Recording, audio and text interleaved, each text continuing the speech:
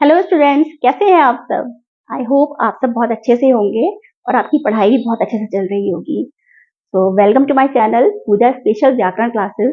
वैसे तो ये हिंदी की व्याकरण क्लासेस हैं, पर स्पेशल इसलिए हैं क्योंकि इसमें मैंने कुछ इंग्लिश के वर्ड सेट किए हैं ताकि आप जो इंग्लिश मीडियम के स्टूडेंट्स हैं उनको बहुत अच्छी तरह से ये सारे वर्ड समझ में आ जाए और वो अच्छी तरह से समझ सके। चलिए बिना देर के स्टार्ट करते हैं हमारी क्लास। आज का टॉपिक है अव्यय या अविकारी शब्द।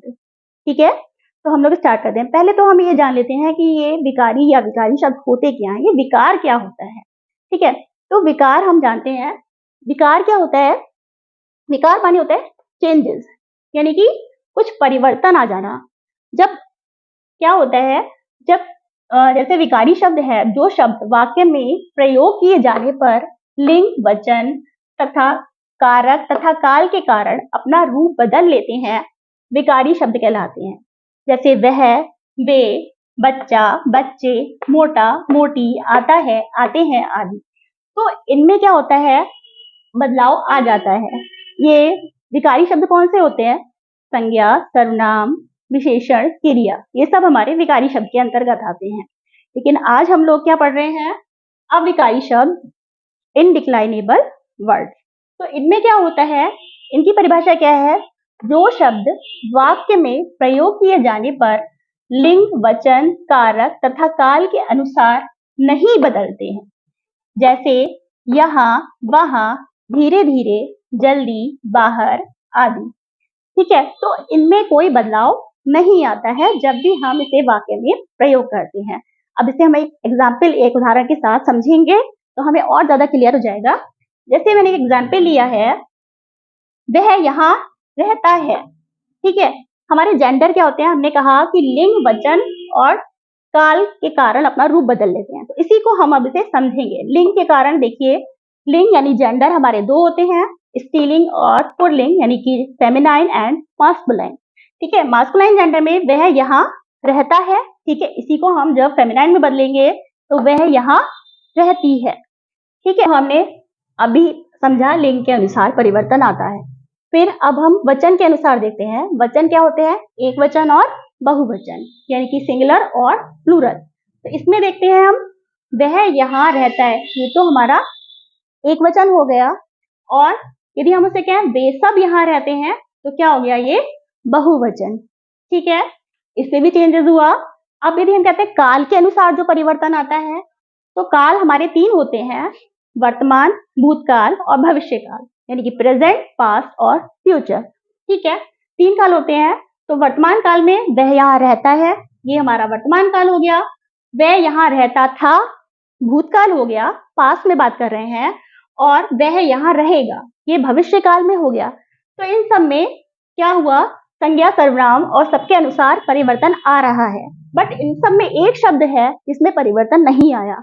वो कौन सा शब्द है, क्या आप बता सकते हैं?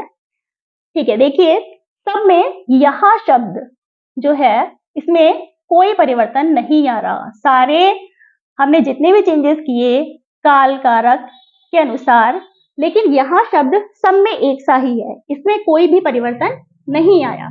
तो ये क्या है? हमारा अविकारी शब्द। तो इस शब्द में हमारा परिवर्तन नहीं आता है, ऐसे शब्दों को हम अविकारी शब्द कहते हैं।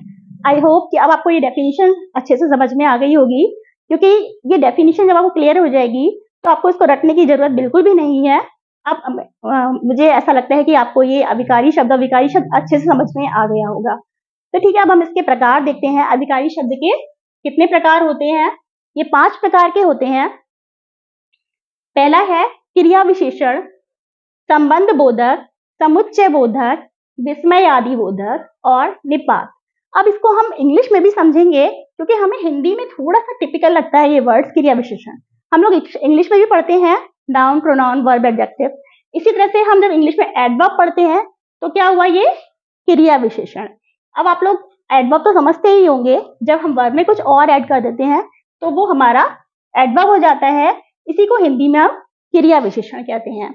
ऐसे ही फिर है, सेकेंड है संबंध बोधक। ठीक है, ये पोस्ट पोजीशन, जैसे हम बात करते हैं के ऊपर, के बाद। ठीक है, तो पोस्ट पोजीशन ये संबंध बोधक हुआ। फिर थर्ड है समुच्चय बोधक। समुच्चय बोधक क्या है?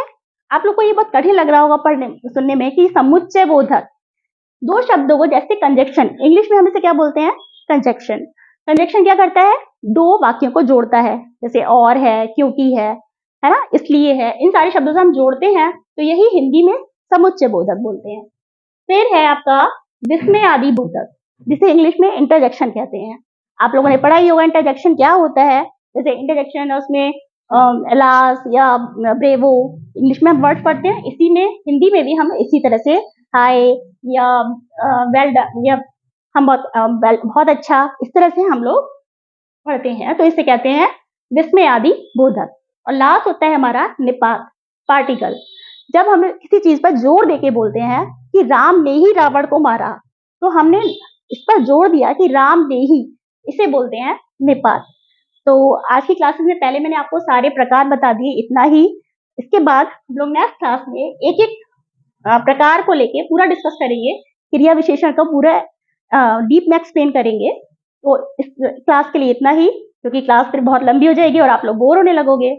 तो ठीक है, यदि आपको मेरी वीडियो पसंद आई हो तो इसे लाइक कीजिए, शेयर कीजिए और कमेंट करिए।